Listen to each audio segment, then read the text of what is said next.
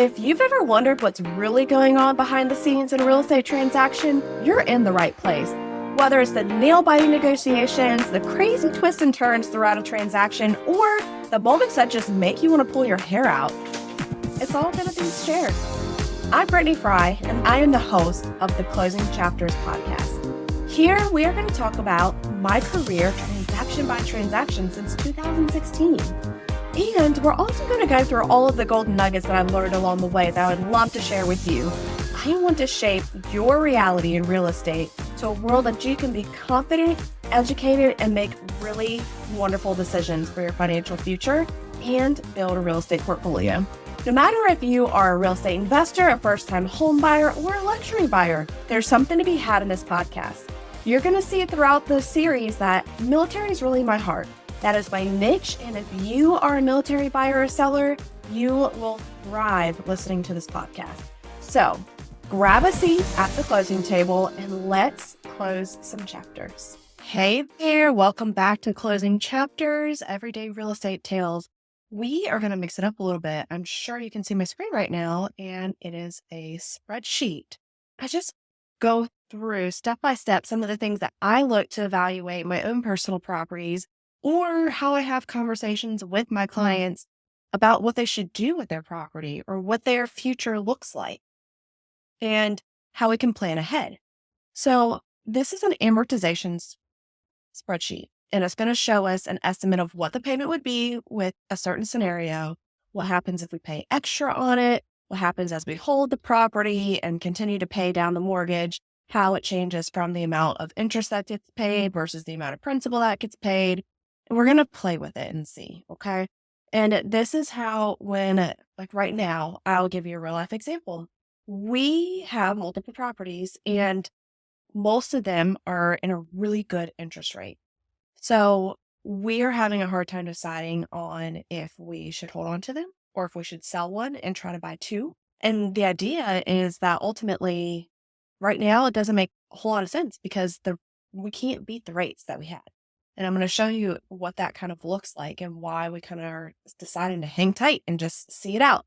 The other idea is that we thought, well, maybe we sell one and invest elsewhere into stocks or 401k or whatever the case may be, something that we could pull out bonds, that we could pull out in a couple of years when my husband retires to have a leg up, to have a nice chunk ahead of time to live off of while we're getting reestablished into civilian life. And that's what we were looking at for one specific property. When we did the numbers, we were really surprised to see that ultimately holding the property for another 2.5 to 3 years would make us a minimum of $20,000 more than if we were to invest it in stocks or a high yield savings. That's kind of what we compared to. So I wanted to show you just like a basic example of a $300,000 house. If you are first time, and this is going to be based on a VA loan, and mind you, I am not a lender. So this is like my world, what I play with to give a guide and a range and how we make educated decision. But everything in my world gets fact checked by a lender. So do not take this as like lender advice in any way, shape, or form. This is the real estate side, looking at rough numbers and making sure that we're making an educated decision. Okay. And also I want you to know this is based on like a very specific, I set this up from like when we were in South Carolina. So like our tax rate is 4%. And so I've got some of this set up via that specific area. So this will change and ebb and flow depending on where you're at. Okay. But I just want to kind of show you why something like this can be a fantastic tool and how to utilize it. Okay. So if I was a first-time home buyer using a VA loan, and I'm purchasing a property for $300,000, my funding fee is going to be 2.15% of that $300,000. So that's going to equate to about $6,500. And we're going to add that into the mortgage. We are not paying a down payment. We're not paying our funding fee up front. We have added that into the mortgage. If we went with like an average interest rate that we could see right now, right? It's 6.75% for a 30-year loan. Just the interest and principal payment would be about $2,000 a month, okay? This does not include insurance or taxes, so we need to add that in. So over here in this column, this is saying, like, hey, do you have private mortgage insurance on this loan? The answer is no. VA does not have that. If this was FHA or conventional loan, then unless we were putting 20% down, then the answer would be yes. And it would calculate that and add it into the payment. So we leave that alone. And then we're going to go down the next column and say, okay, is there a city tax? No, this property doesn't have any city tax, but the county taxes run about $2,400 a year. Okay, annual. And then it's going to take that and it's going to divide it by 12 to give you a monthly amount of about $200 a month. Okay. Same thing. Do we have homeowners insurance and HOA fees? So let's say our homeowners insurance is going to be about $125 a month for the escrow account. Okay. So we plug that in over there.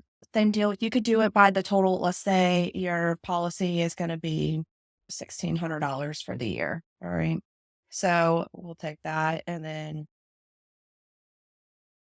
we can easily divide that by 12, be $133 and some change. Okay. So we can, adjust this to whatever setting works best for us and is easy for us to see. So our total payment at a $300,000 house for a VA loan, first time home buyer, 2.15 funding fee with this level of tax and insurance, is going to be about $2,300. And I can tell you that this is pretty darn on par for North Carolina. This is very similar to the current house situation that I am in right now. So this is pretty good numbers.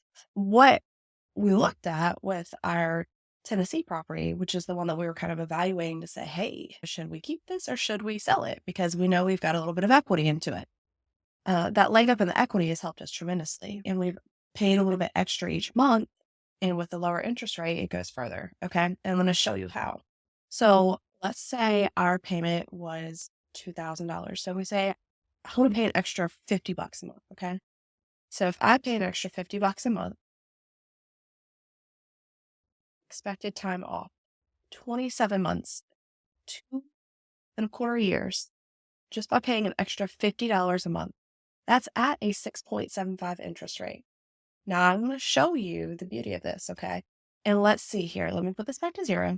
All right. So home value, where we go, or the mortgage amount. So our full mortgage started at 306. In a year's time, it's going to go down to about 303.5. We'll round up to that, okay? So if we put an extra $50 down, our year's time is now, we've shaved over $500 off of the mortgage amount just by paying 50 extra bucks. Pretty cool, huh?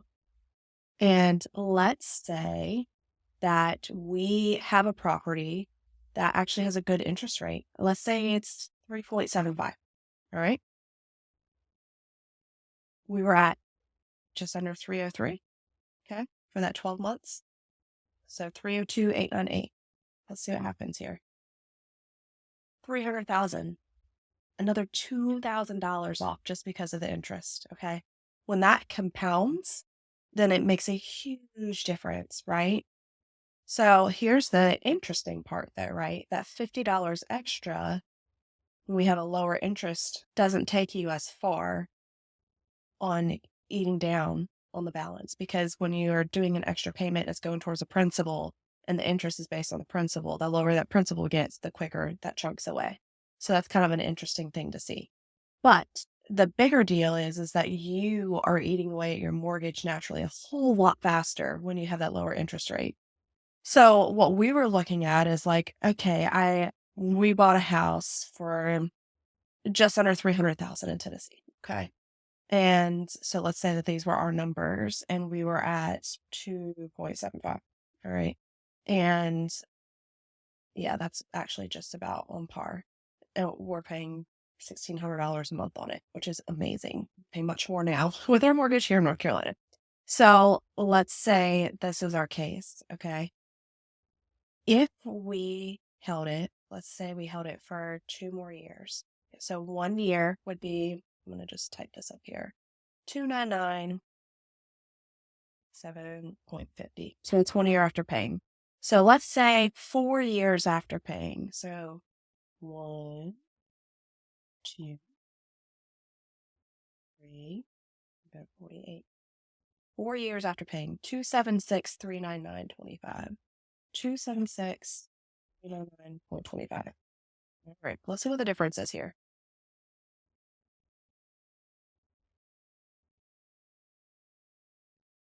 And 3 more years from that first year, it would be another $23,000 that we've paid down on this mortgage. Okay. Prices are appreciating and increasing. My mortgage went down significantly in 3 years.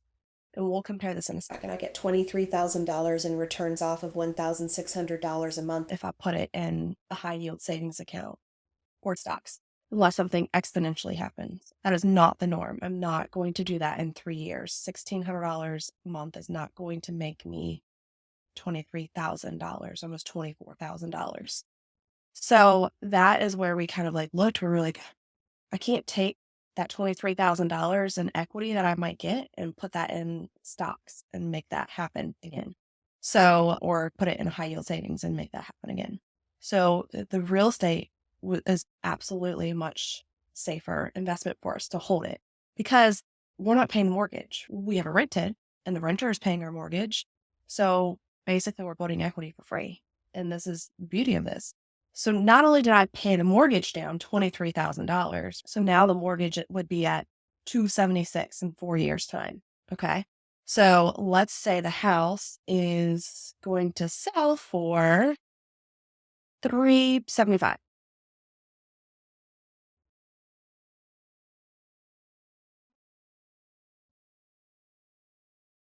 That means I have a profit of $98,000. Now, you're going to have fees that come out of this, particularly this isn't before closing fees, property taxes and insurance, your commissions, repairs, all that stuff.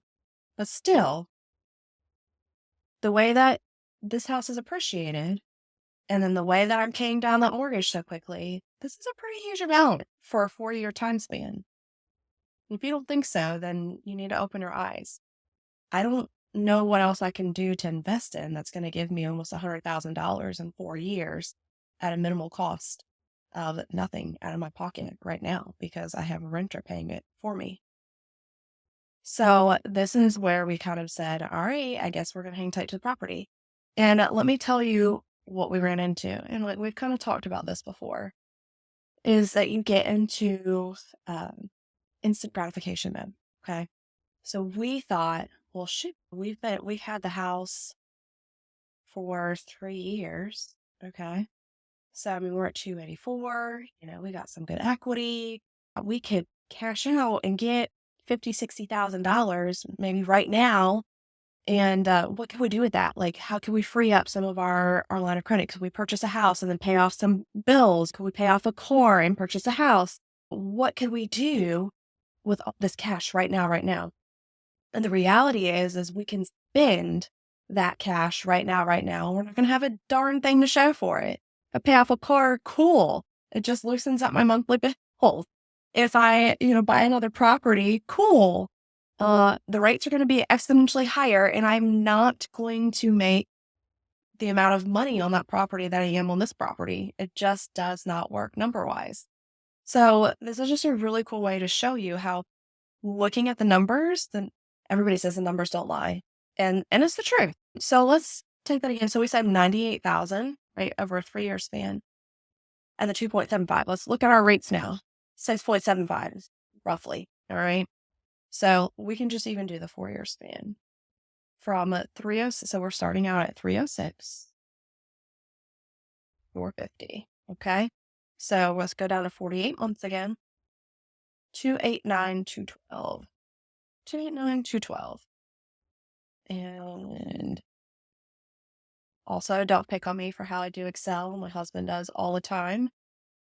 He says I can be doing this a little bit easier. So 4 years at that 6.75 interest rate, I've only paid down my mortgage $17,000. In the last example, we used 3 years span and it was $23,000.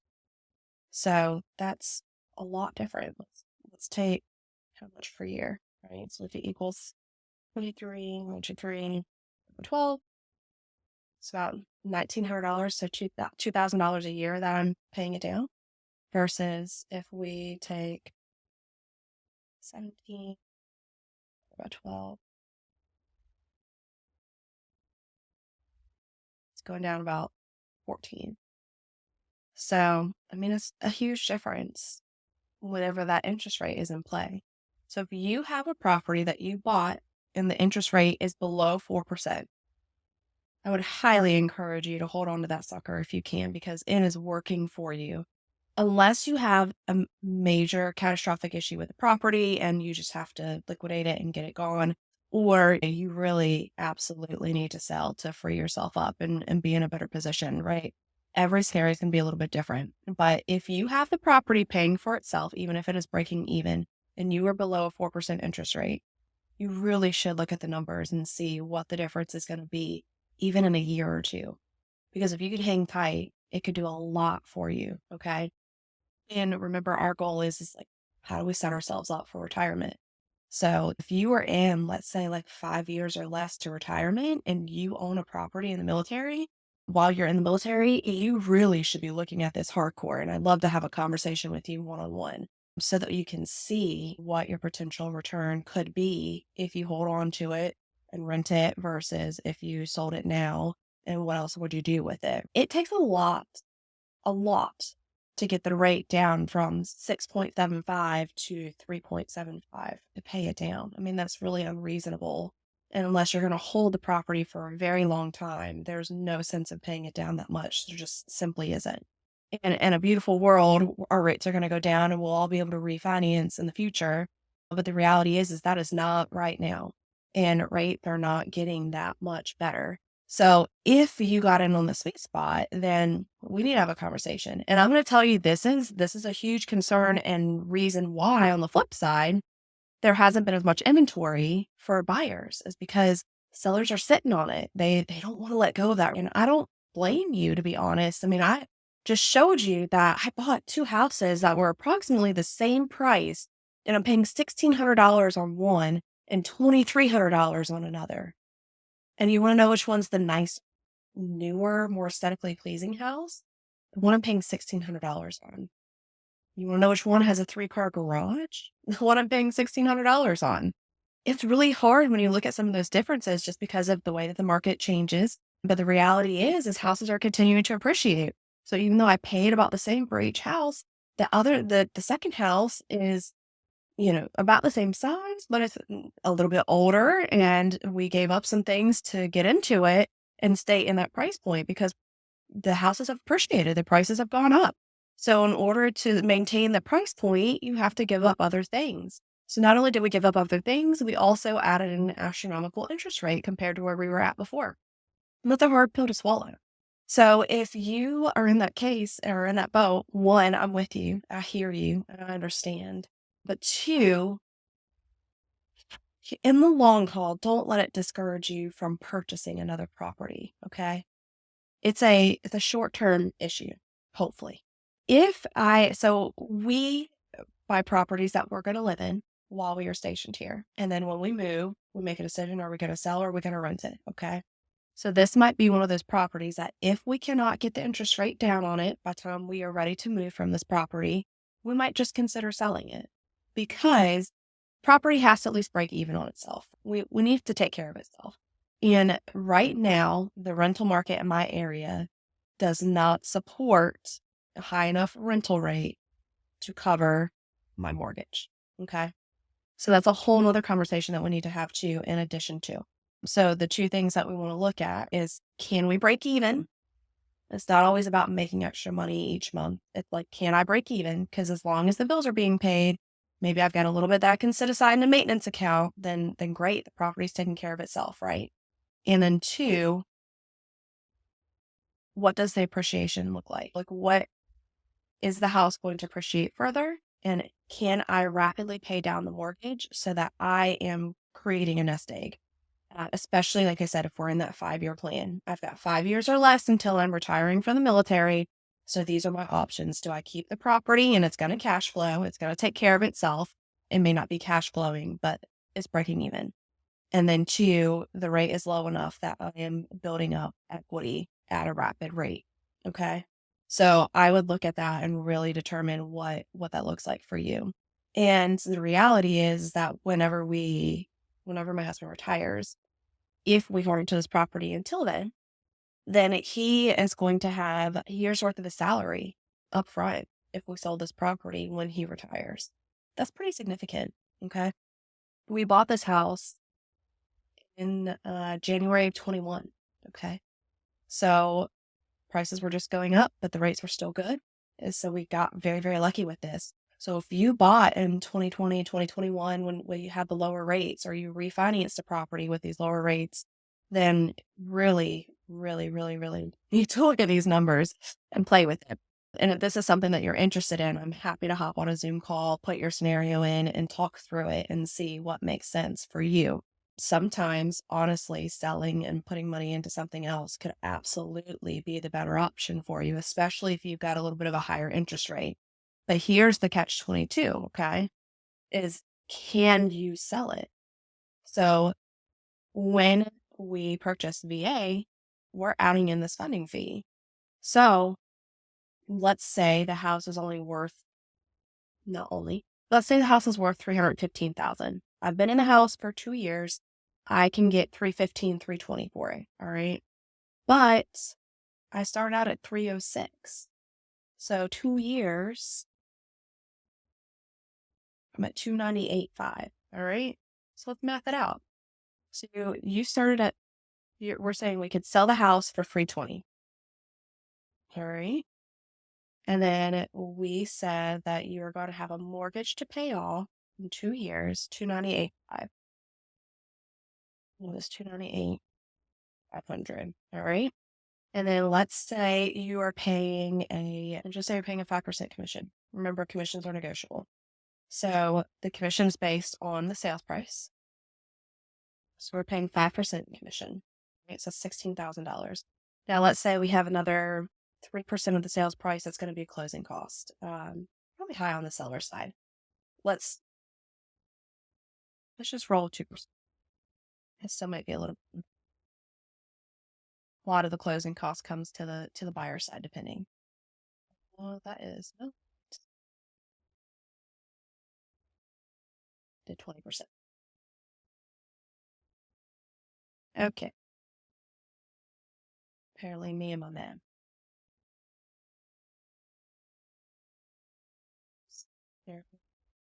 There we go.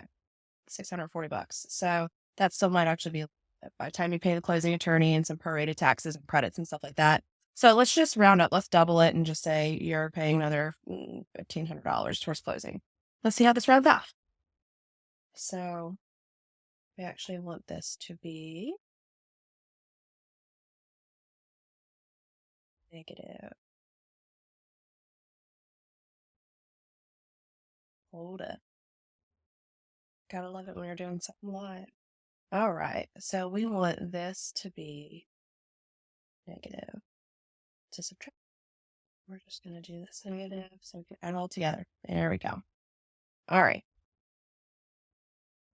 Can we get out of this property in 2 years? The answer is yeah, with $4,000 in your pocket. Okay. Now, let's say we have the same scenario and I can only get $310 for it. You're negative $5,500. In this scenario, if you cannot get out from underneath that property, can you rent it? Even if you're having to pay $100, $200 out of your own pocket, let's say you have to pay $200. What is $5,500 divided by 100? 27 months. It would take you over 2.5 years to recoup that or to make that. And in 2 years, maybe the rent goes up. Maybe interest rates go down and you can refinance and you get ahead of the ball, right? So you really have to think about that. Like sometimes it is, even if you have to pay a little bit of a difference and rent it out, it may still be much better in the long term, because the reality is, even in this scenario, it's only worth $310 now, but in 2 more years, okay, then in 2 more years, it will be worth maybe that 320. But you've paid down the mortgage 2 more years. So we went from 24, let's go to 48, 289, 212. Right. All right. So let's do the numbers now. You rented it for 2 more years because you weren't going to get out from underneath of it. All right. And we are going to do rate, same commission rate. All right. And then we're going to keep the closing costs the same just for kicks and gigs. Now we went from 4,000 to 13,000 in 2 years. Because this was our original scenario. It's 298,500. And then we're going to do the sum of this. And then we're going to do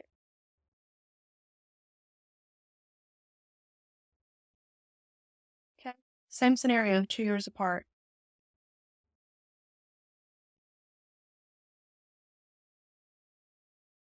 You held onto that property for 2 more years and made another 10 grand. And somebody else paid your mortgage. Even if you had to pay $100, $200. Worth it? Let's say you had to pay $200 a month for 2 more years. All right. So we have to pay 200 times 24, $4,800. So still, we subtract that out. You're still ahead $500, even if you pay an extra $200 on your mortgage every single month for the remainder of the 2 years in comparison to the original selling it after 2 years. So this is where like the numbers are power. We can make a really gloomy situation much, much better if you can have a little bit of patience. What a difference. So this is the power of talking to realtors. This is the power of looking at the numbers. This is the power of looking at the comps, like the current properties that are selling and seeing how fast does everything look like it's appreciating in the area? Am I holding my value? Is it going up even just a little bit? Because the reality is even if the house didn't go up at all, the price stayed the same, if the value stayed the same, you are still paying down the mortgage and building equity.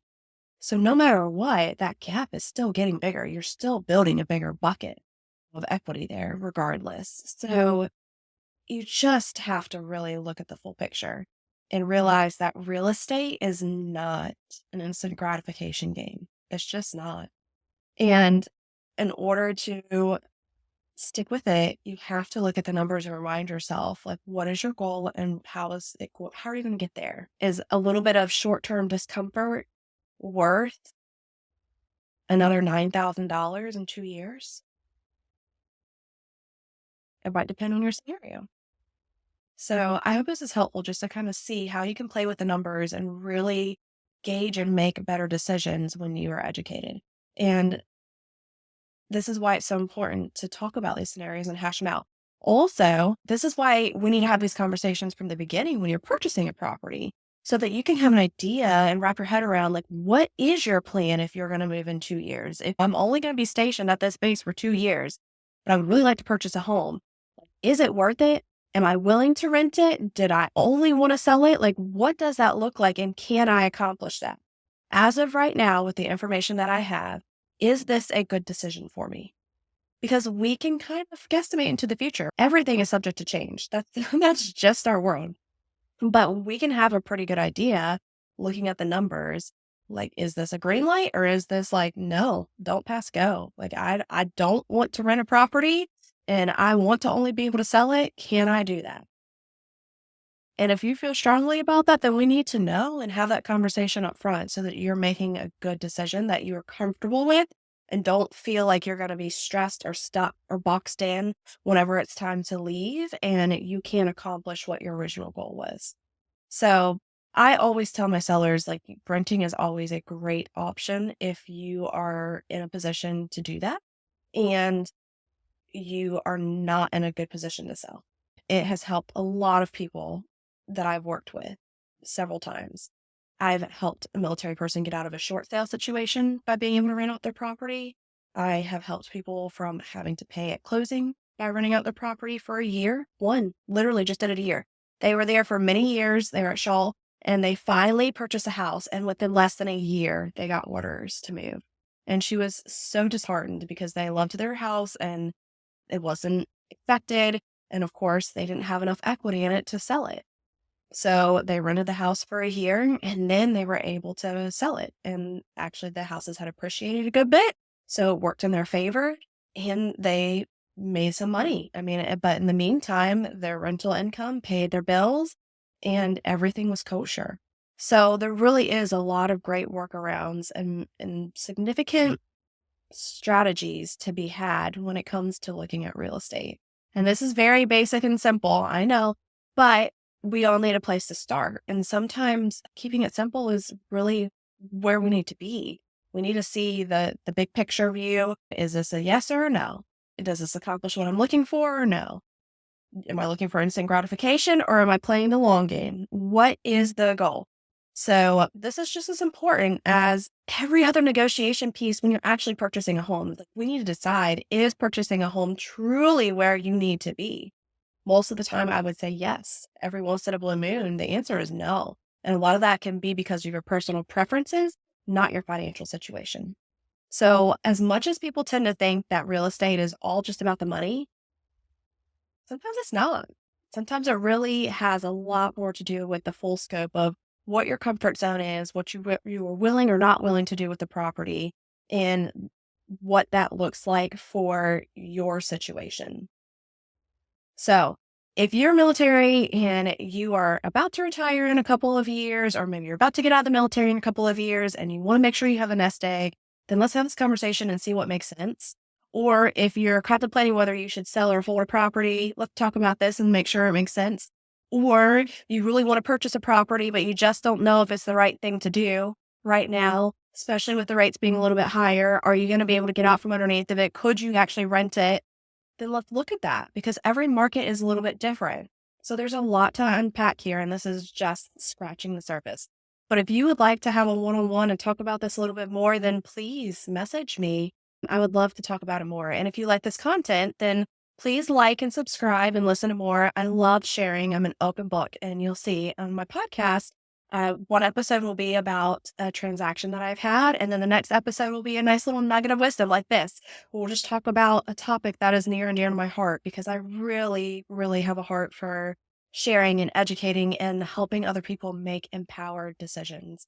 I know that it's really important to me, and the more that I've learned, the more that I appreciate knowing these things and sharing it with others. So I hope that that passes along to you. You have a great day, and I will talk to you guys very, very soon.